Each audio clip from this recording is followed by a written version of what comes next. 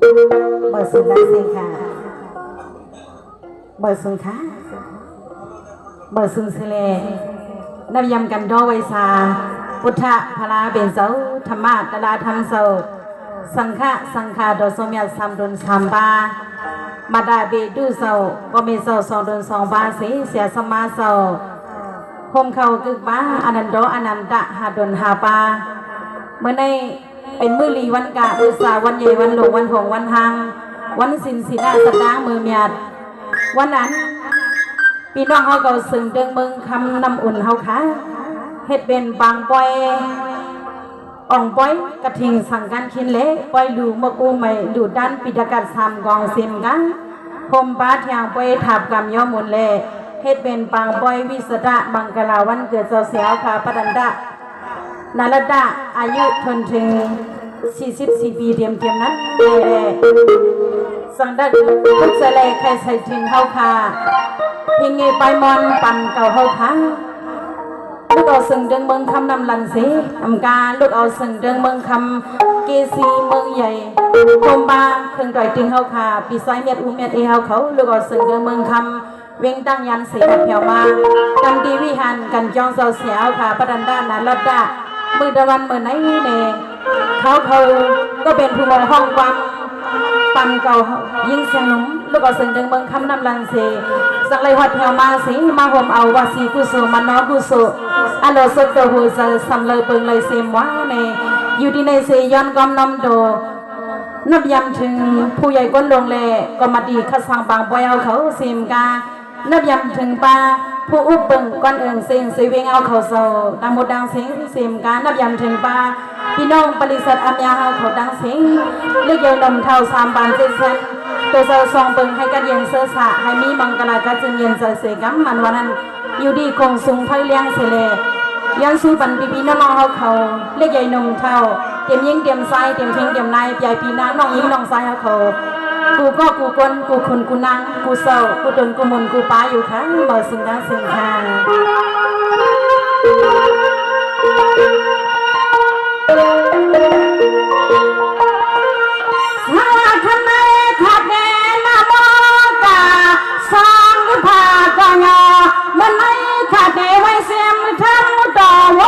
นาซา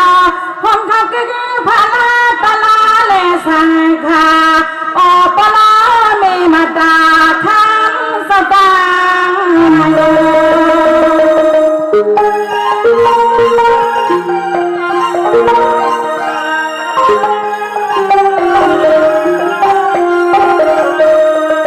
สวาคันเลยตะกาเสียงลมายิ่งอ่อนคาไว้เสียงพุทธธรรมสังฆา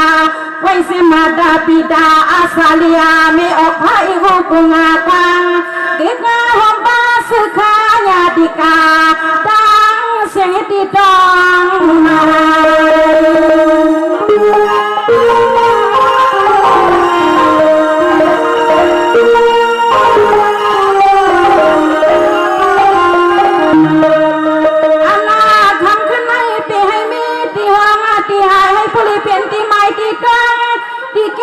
สาวข้าเห็ดเก็บปันไปขนมเจ้าปานคอย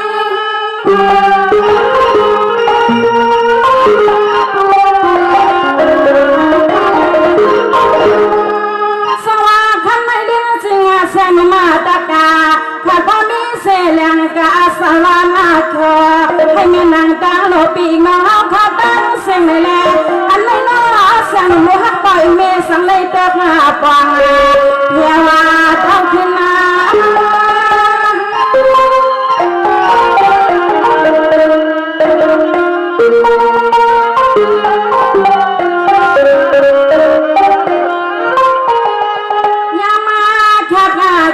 ขันขึ้นมาปืนเมืองสาวคาลาบาสุฟอมมากว่ามาขันขึ้นในสามาไปเสียงถั่วมาการมาเมนางมอขันขึ้นในสามไปจังถั่วมาการมุกสตังก็คำใน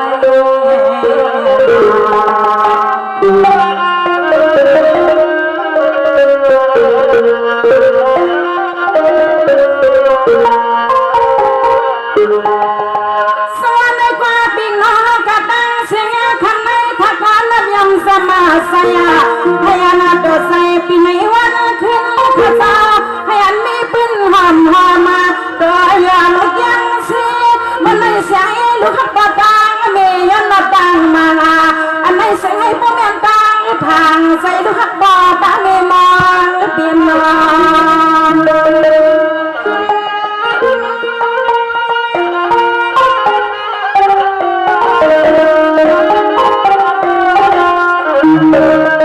สวาคันไม่ตะกาเสียงโนมาน้องวานาขายอนให้ปุเลกัดนาเย็นนา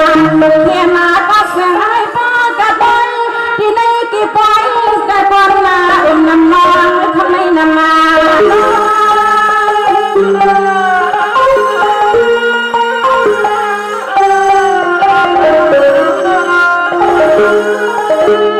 สวาคันไม่ตะกาเสียงโนมาข้าก็เลยพิเศษกายาวสิมันโน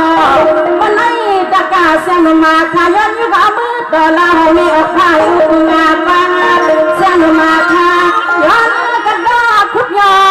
หมดตาตัวขวานฮัลโหล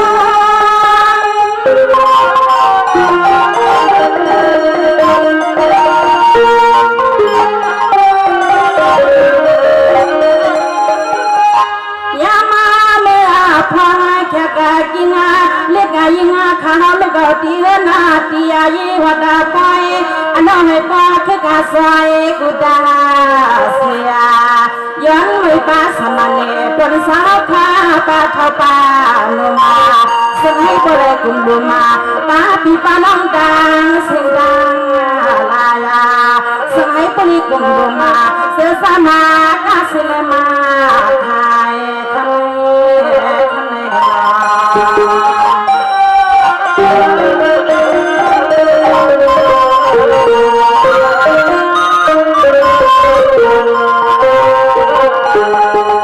สลาไม่กว่าปีน้องข้าเบิ้งน้ำอุ่นมากระตั้งเสียงคำเลยเลยว่าเสียงนมาน้องอนาคาพามีสุนมีหลับมีมันสลายปิญญาณเห็นมาอารมณ์บนในทั่วพันไฟปีน้องศรัทธาศรัทธาสาวยันเสื่อมเสื่อมสาวเปิดตามมาเมืองสิกา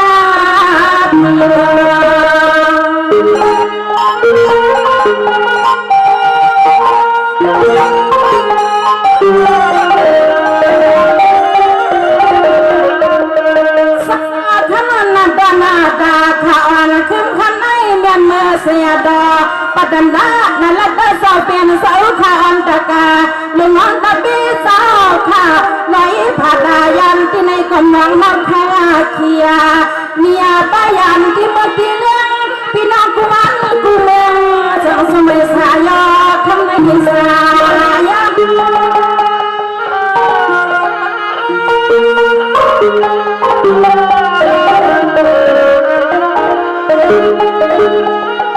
สว่าข้าไม่ตะกาเสียงมาข้าก็สมาสมานมาเนียนนี่เพียนาดอนเมืองไม่ใหญ่กว่าเสียงมาตะกาข้าที่นอนซองพายุเยปายางทางหางไม่เส้นเส้นข้านาเสียงข้า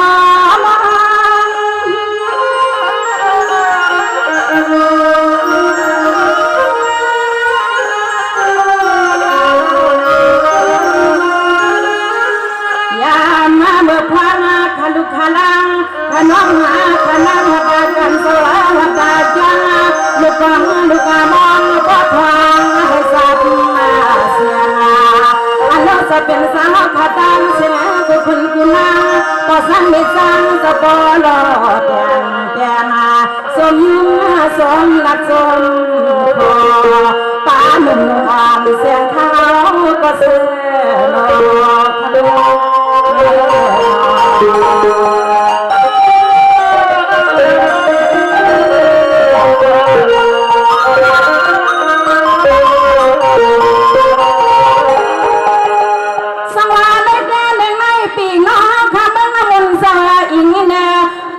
ะลุกะทินาสิวลามากุสังเลกุลาสังให้เสียงน้องค่ะเอาข้อความยุคหัวตายาววางทิ้งดา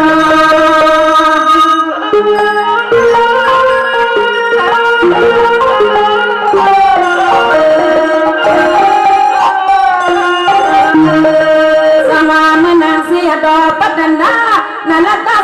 สาวบอกอ่านน้ำไว้จะเลือกข้าเห็นนาที่งานมาเมื่อนี้ปีในนางทำก็สมาสันแม่เล่นเงินนอนนางขับเที่ยวปล่อยทำไมเพียง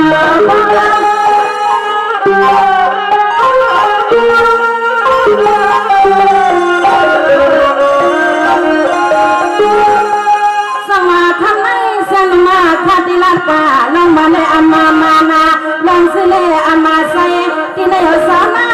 ข้าอุปาทานไทยลอย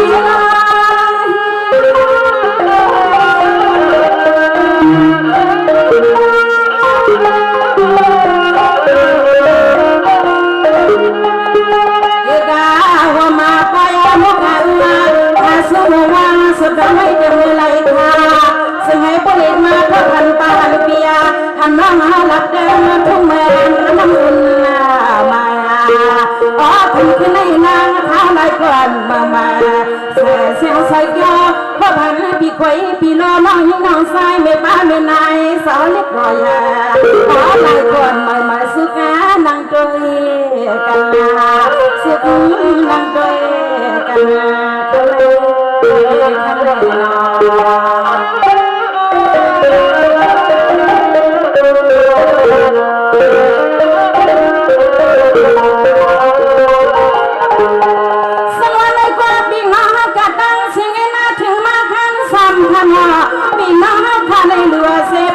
ปีตะกาสามกองในบ้านในมีสีดังมองดังมองปีน้องขาดังเสียงอย่างสีพี่ขี้นุ่งมองคนเขาสุกหยับไม่คองกัน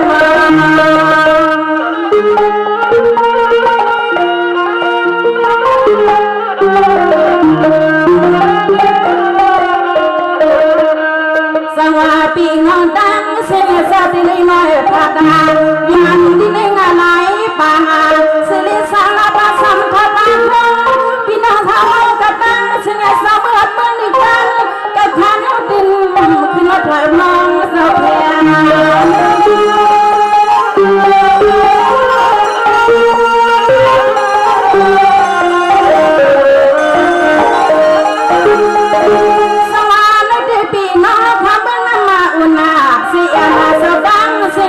สุกัดกันสุนสุนสานาสานาอาจารย์ที่ได้ดูรักกันลงไม่อามาไม่ยิงส่วนเองส่วนอามาปังพักสุหิก้าสาขาตังสิเนสปามาไปพันหง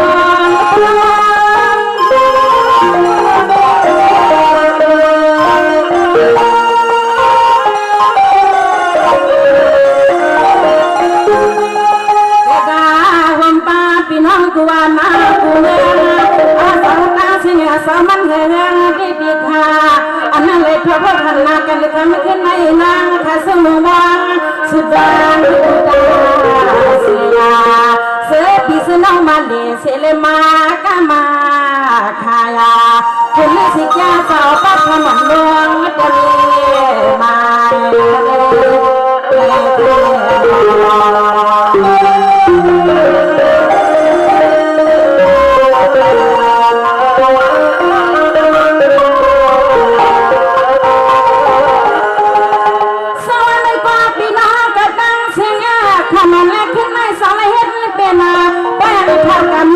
วิสัชมังราวันนึกลาเสียงลมปังเดือดน้องอ่อนนาคา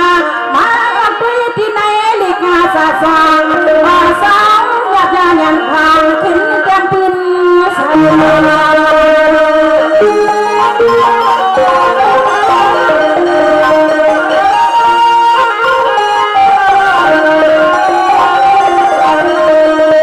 สวรรค์ปีน้องกระตั้งเสียงสาเสียงลมมาน้องอนาคาย้อนให้พ่อเล็กเป็นสึกเป็นหรือผักกาปันสองยามานายาตอนนี้ใส่ให้ใส่สินานกันอะไรจะซื้อพิษณาใครตาใครรักใครนั่นให้พ่อเปลี่ยนกันไม่รู้จะเป็นกัน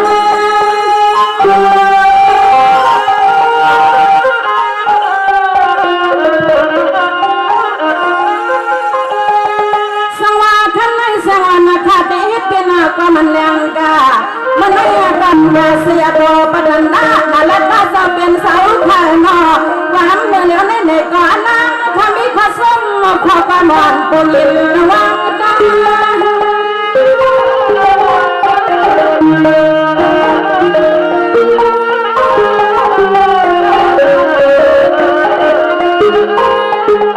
ยิงอาข้าก็มีขสมาขอกำสักยังสิ่งสักยังอาธรรมาไม่หมอสักวันขยานยองกุงตางาความกังกิบไปให้พอแค้นใส่ตาหน้าใส่วานาสะเปิงเตมาสมัยพอแค้นใส่ตาใส่ลูกนาสะเปิงสนาข้าเจ้า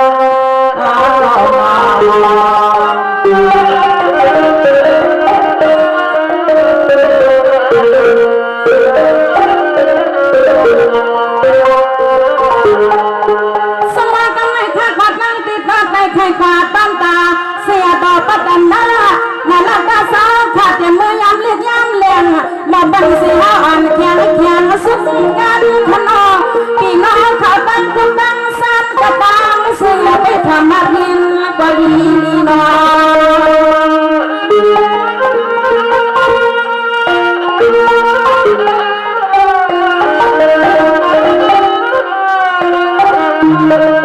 สมาเป็นมือเสียดอกปัดนานาลักก็สาวเป็นสาวขาไปอะไรสาวที่ในดิลันโตมาบ้านไม่พังถึงสาวบ้านเมืองอาเทียเมียไปยานาเสียเลยมาสาเมียลูกคุณมาลูกลอดหน้าน้องไม่คำสาวข้ามาดิเป็นคน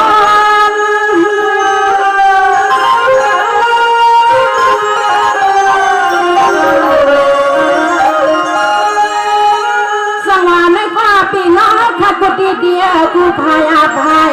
เส้นไม่มีไหวเพราะว่าอยู่ยังกันคำที่ไหนไปทำยังกาตะกาเส้นมันน้องนาข้าหมกใคร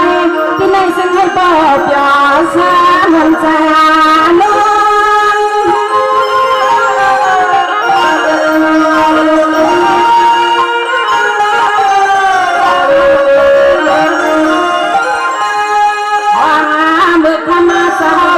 ปิญญาณาเทียกาอนุสาขพังปะลามาเมียเสเลมาเดปฏิสันเทในสิ่งก่อนนาดุลกาโลในอสาเสปิเสลหาไปดังธรรมาเก็บสองสินาไว้ในสาเสียงคาเดลตนาเสปินามึงสินาเมื่อก่อนนาตาวาธรรมาสโนสา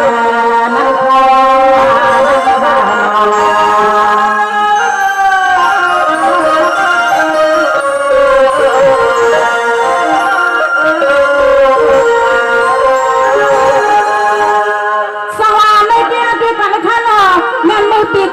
สาขาแห่งสามปาก40ใบเอ็ดคู่ดูเล่นเสียงใหม่13คำนอว่าสำรองทาง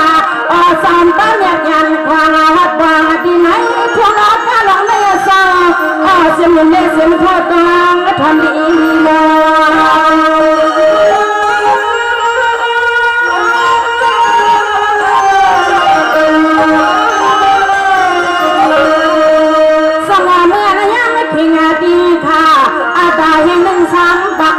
40ใบเอ็ดนึกคู่นอนจะไปหูตังทุกคนสาวตางอาเคียสร้างเจ้าจังให้ออกอาลกาเนียไม่ต้องทำไม่ห่างเสียสางนอน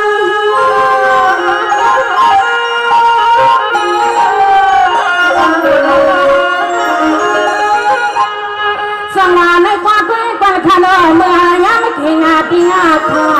อาตาเล่นสิ่งมา13ไม่คำเจ้าเป็นสาวขานอทางนั้นคำเจ้าไปหูแมงสิ่งคนในลีหามันลู่หนอสาวไปมองหูเนื้อกินเลยนอน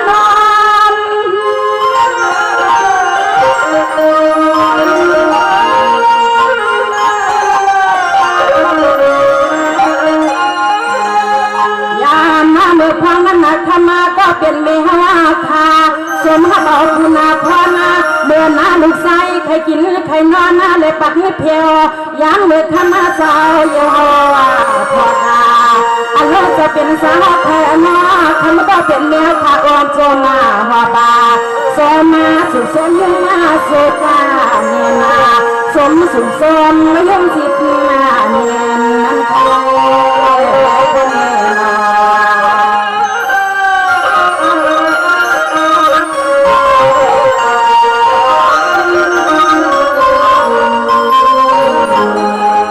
สวรรค์ในเดียด้วยกันข้าลนอสุปสาวข้าเป็นปลุกสังลาก็เป็นกุมุนตนากุมุนศิลากุมุนภาวนาถ้าก่อนนั้นนาดีนาวาถึงดีกันไม่มาสองเลยเป็นเสียดอกบัดันดาศิริธรรมะสอเป็นเสาทาการกาพุงสุมา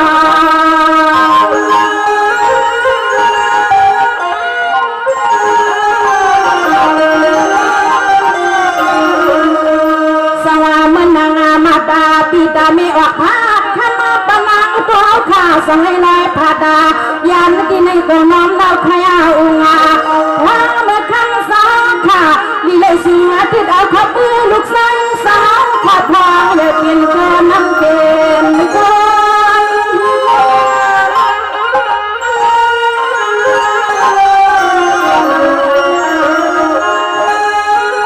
สังวามันนางตะคำตัวขาดแน่มันนางลูกสาวอ่อนโซเป็นสาวขามุ่งแลมาสิ่งขึ้นมาเยอะหาขบมาหกขบมาเสียงกดมัดอันใคร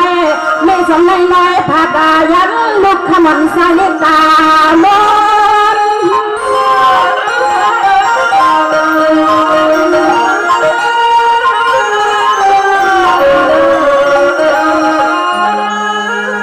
มาก็เป็นสาวในข้ามาจะเป็นสาวในน้องสิสายเบลยังเล็กยังอ่อนนาปอดางมีหานับอ่านสวนาปัญหาน้องใส่ใส่หลอกข้ามาเมื่อยามเล็กยามมาเลี้ยงก็ใส่หลอกข้ามา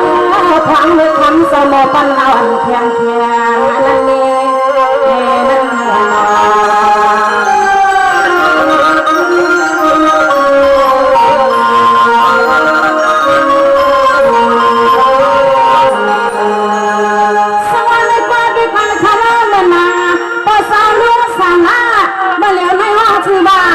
ศิริธรรมะ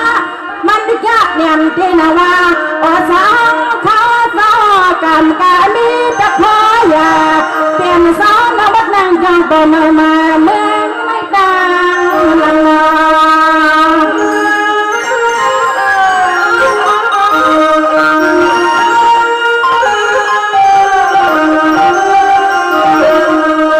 สังวามึงนางปักคำตัวคดีเลยน้อยผาดายานาพาหมดนั่นเสียงกันนาพาแล้วอามาในมาหุบสามาหันนาหนึ่งวันหนึ่งอันตะกาเสียงน้องอันขาวหนึ่งนาตนาตอนนี้ให้น้องประทำตัวลุกมาหันนาวังลูกชายสายช่างวันจะเป็นปล่อยเศร้าเป็นปล่อย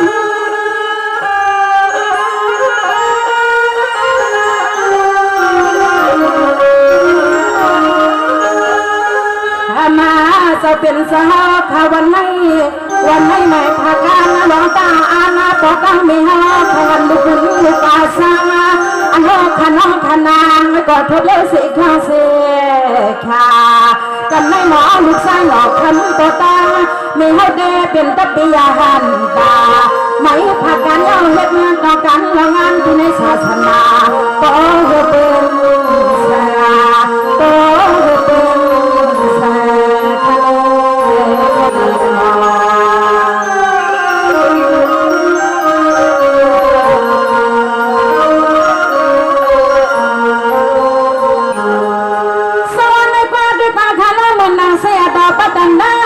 นาลตาสาวทำให้แม่อายุสักสาวทำให้เสียนชีวิต13 13นา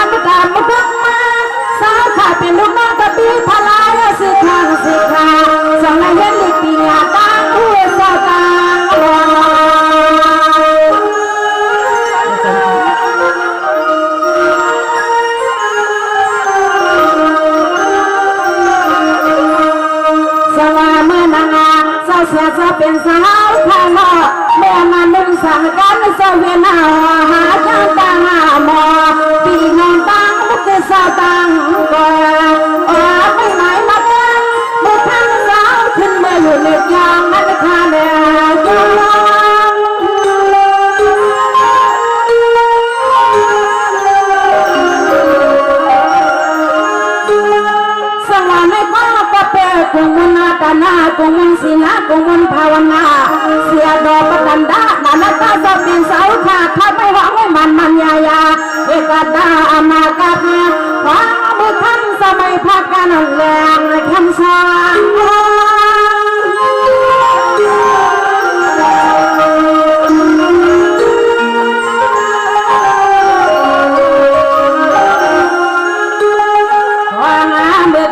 สาวขา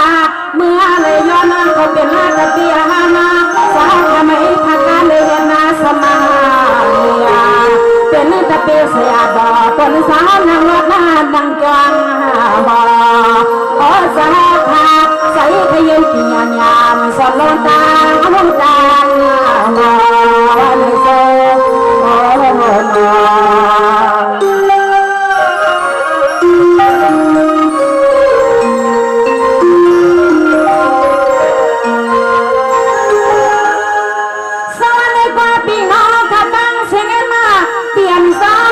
เป็นสาวสาวสามเณรให้เขาเป็นยังหนึ่งสามตาห้าสิบใบคู่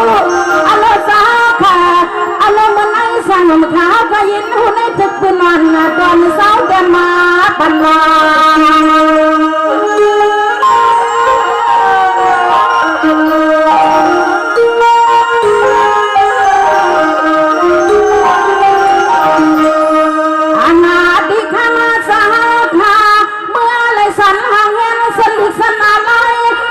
กูเป็นกูไปไอ้ข้างสาวข้าชมปันไงที่ไม่เจอกันนาน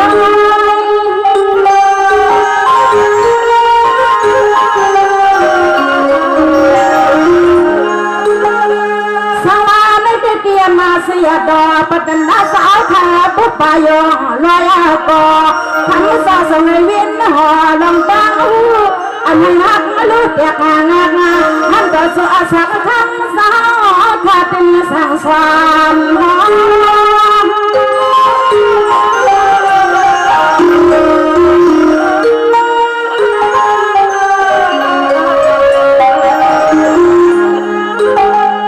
มาจะเป็นสาวใครนอนไหลดีตังสาวทำเมื่อไรเห็นนาฬิกาทำมาอารมณ์แบบนี้ไม่เหมาะสมความมาที่นายาดีลายสาซึ่งในน้ำถ้าความหวังจะลาปันสาวพาเหตุนาสกุลสาปันสาวพาเหตุนาสกุลสานั่นเอง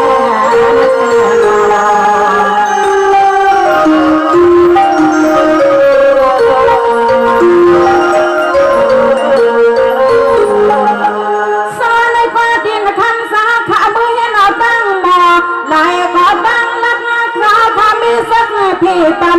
นั่งอยู่ปุติยาสีกาตันงังสาวขบวนเมืองบ้านเย็นนาจุงาส่งอาเพียวัดปันในทุ่งเลี้ยงเลสำนักอิมาเกี่ยวสำนักหินเกี่ยวมา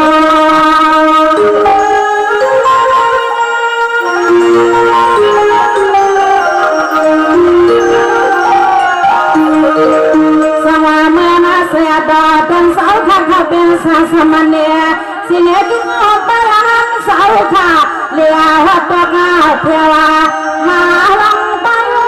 สิงายยันลังตังดูมาเสียวลังหาเนหัดกัดกันคุณพันสาวเงยมันเงียงที่ขานันมา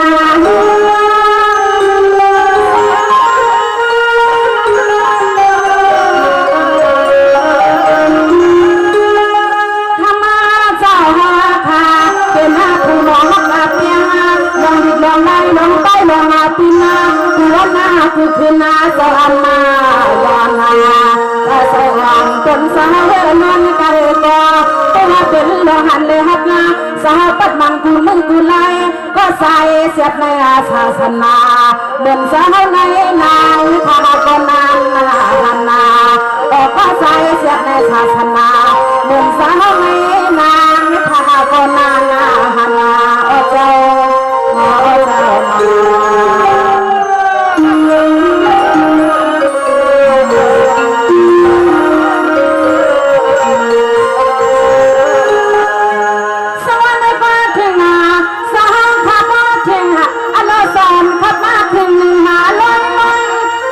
สาวขามาขาวแดงน้ำอุ่นนาสาวขา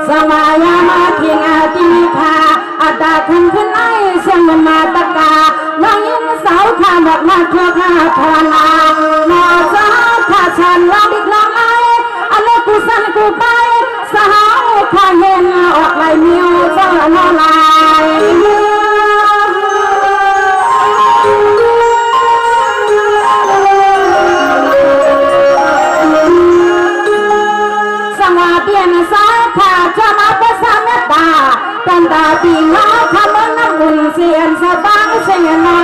ให้ฟัง13 ปีให้มันนันยายาอนุตกาตนสาวคำพระอันวาคำสอกามกามีกุมาลุนาตะคอน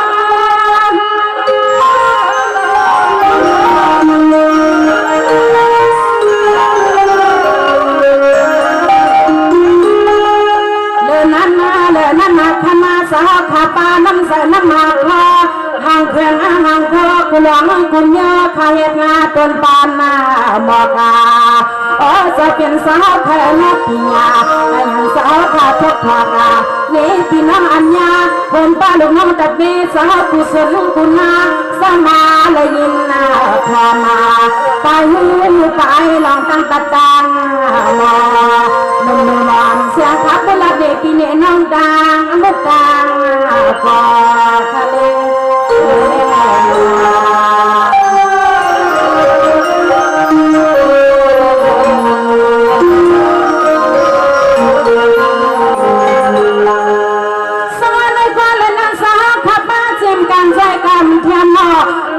ปีญาญาสาวเขาลักเหลี่ยมบังกี้ขยาอัลลอฮ์อามาเตมันสักที่คนพันสาวขาหันบังคืออามาบันบังคำสาวขานังขาพันมานานโอสาวขาอุปานคือไว้ดังลองตังบังเลยล้อมาคือไว้ดังลองนักเลยล้อมา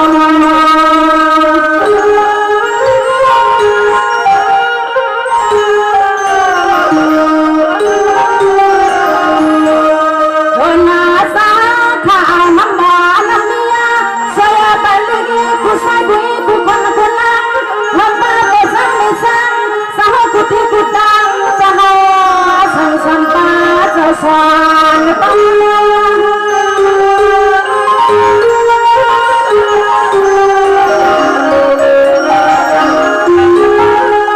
สวาลิดิสเป็นนาสาวขาสังหิตเป็นนาตานาบกาจำออกาไม่เป็นลิงานนามิสุนก็สัมสหองาสาวขาบ้านแบบยานาควางาเสียงอ่อนขยันออกให้ปันสาวตีไง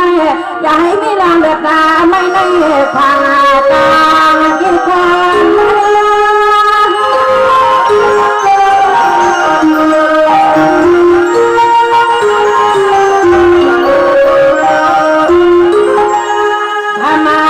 เป็นสาวขาหนอปัวพี่น้องกุฏิกุตังเลยมาพี่ฟังสาวขามือใจเทียมที่ในมุกาปวยมุกาลามาอันเลือกขาก็สอนยองอันสาวขาเลียนมาอันเลือกตาหมอพวนกูเมืองไปปังสาวก็สามสาวสมสวยเสลสมมาเทียมโอสาวขาสมสวยเสลสมมาเทียม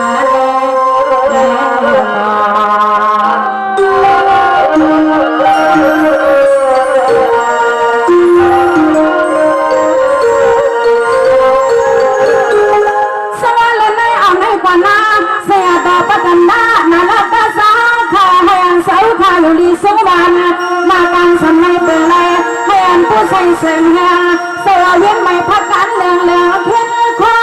อะไรแหงเปียป้ากูตาเสียที่ความตาสมันเนตลูกน้ำตาตีสะตางนันนา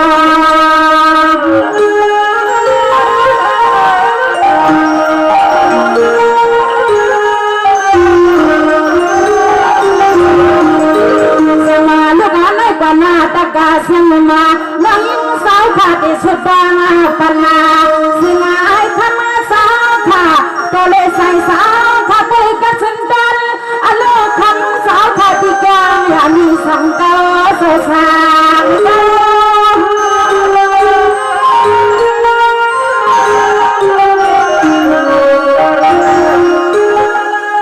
สังหาลูกอันไม่ป่าเสียดอปัตตานานันนาก็เป็นซาเตรียมยุกอาเตรียมมานำคันธายังเสียดอกสาวขากันยินสื่อสารเสียงมันจะราคาสมังกลาให้ปันสาวดีไงตัวอนาสยาไทยใส่อ่อนสยาขึ้นมาอยู่ซึ่งเสื้อสากางกีวาท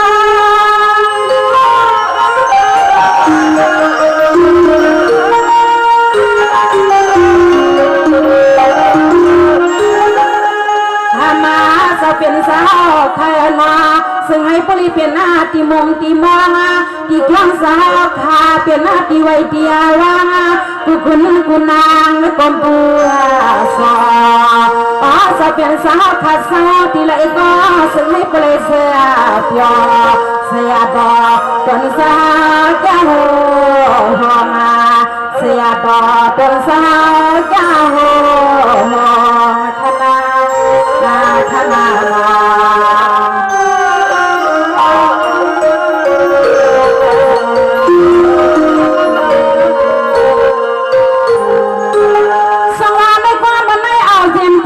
สาตานาเขาสวยวิสาเขาตั้งนำสมาไกกินไปมาแถวในวังจังทั้งให้อันตัวจะช่างแบ่งผู้ฟังอารมณ์ขาดที่เป็นความร้องตักมาดอกนาใครเสือถึง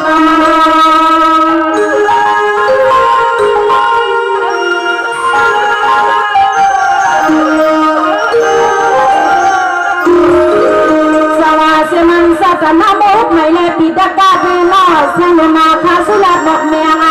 เตมาสสายมิยันยาสิเลกิจอมปาสคำอาซาภาวาอาซากุตนกุปาให้บ้องเลยเสียชาเสกันคาเส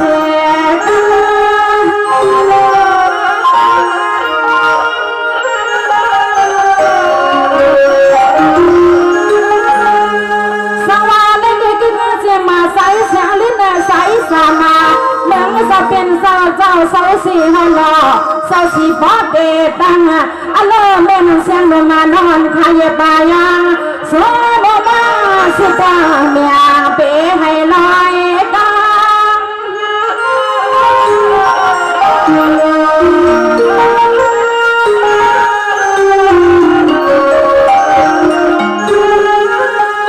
มาสาขาสาติหอนักมาลังเลเชียงขลุกขลังขนมขนางยองกุงกลางต้นสาวขาดังสิ่งดังลายอ๋อขายองกุงกลางต้นสาวขาดังสิ่งดังลายขอ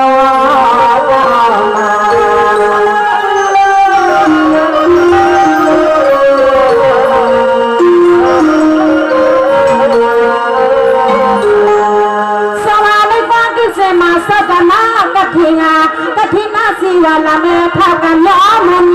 ในกุญาเมืองไม่ก็ขาดแต่สุปันให้อันเล่าให้อันตอกไม่ออกฟ้ากระตังเสียสิ่งกระทาเย็นลา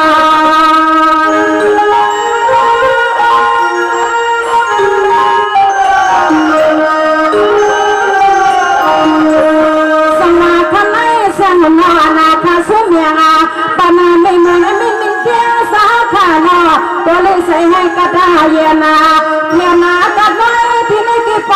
ข้าสุเมียไหลดอยสลายดอย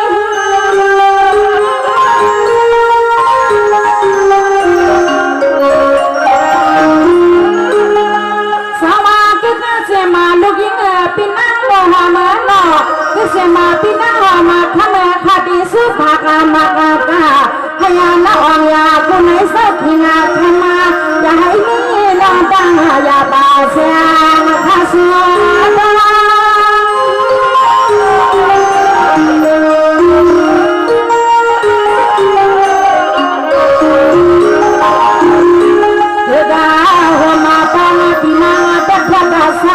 เป็นสาวไทยมา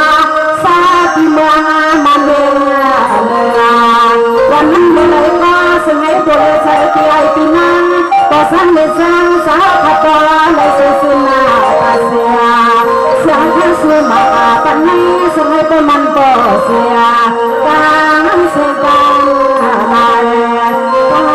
รเสียกันลาย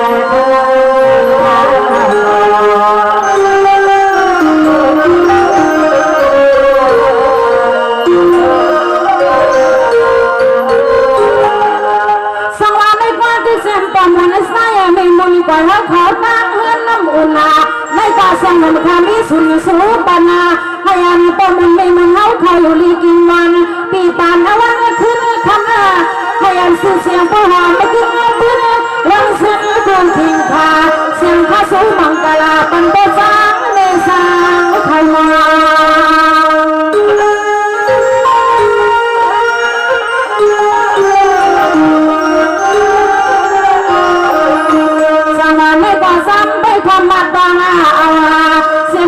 มันปมุนสิงหานาไม่มุนสอขินาสอเป็นสาวขาปอไม่ลูกสอเสียงลมข้าสิงหาปนา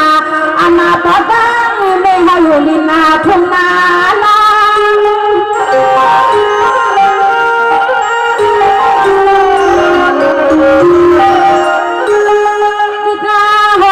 ปาปอสร้างไม่สร้างเดียปีนางลูกเอากูดีกูตาเลยเอาสิ่งนี้เล็กขมันถ้าบานก็ไม่ยินาเสียเลยมาหุ่นมาเป็นสตาร์มาปล่อยมุกอาอูขาสมุนบ้านสุดให้ปันกูก็กูกวนนาลิโกเฮ้ยก็เลยมาสิ่งให้ผู้นี้เป็นสัตว์ที่ปลอมมาเมืองก่อนเฮาเสือสิ่งให้ผู้นี้เป็นสัตว์ที่ปลอมมาเมืองก่อนเฮาเสือขนาด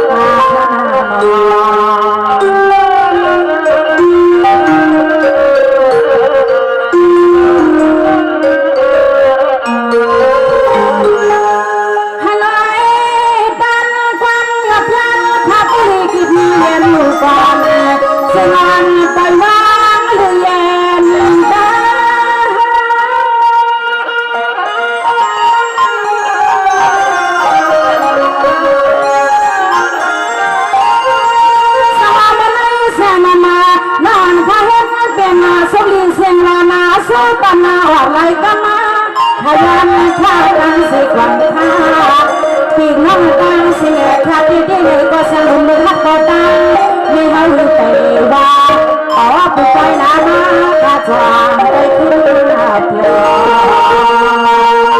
สิ่งนั้นที่นั่นเราเขาสิ่งนั้นมาไปเห็นกันเดียว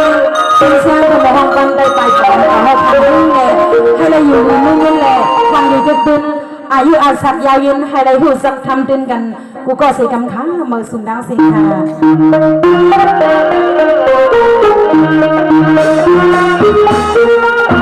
ะ